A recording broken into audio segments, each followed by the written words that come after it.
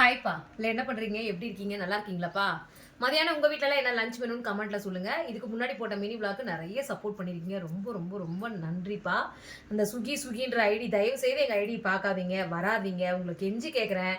நல்ல மாதிரியாக தான் நானும் சொல்கிறேன். இப்படிலாம் பேசாதீங்க. யாரையும் உருவக்கேலி பண்ண எங்களை இல்லை, யாரையுமே பண்ணாதீங்க. அது திருப்பி ரெஃப்ளெக்ட் ஆகி நம்மளுக்கே தான் திருப்பி வரும். கடவுள்னு ஒருத்தர் இருக்கார், பார்த்துட்டு தான் இருக்கார். சரி, ஓகே விடுங்க. இந்த சப்ஜெக்ட்டுக்குள்ளே போக வேணாம். உங்கள் வீட்டிலலாம் என்ன லஞ்ச் வேணும்னு கமெண்ட்டில் சொல்லுங்கள்.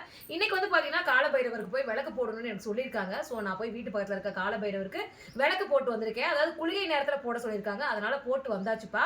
போட்டு வரதுக்குள்ள டைம் ஆகி போச்சு. காலைல கொஞ்சம் பேங்க் வேலை இந்த வேலைலாம் பார்த்துட்டு வரதுனால டைம் ஆகி போச்சு. அதனால கடையில் சாப்பாடு வாங்கிட்டு வந்துட்டோம்.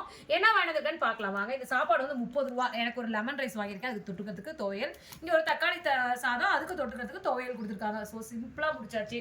30 ரூபா 60 ரூபாய் லஞ்சே முடிச்சாச்சு. சரி, ஏன் போயிட்டு வீட்டில் வந்து செஞ்சு டைம் ஆகி போச்சு. அதனால இதை தான் வாங்கி சாப்பிட்டு தான் சாப்பிட போறேன். வாங்க சாப்பிடலாம்.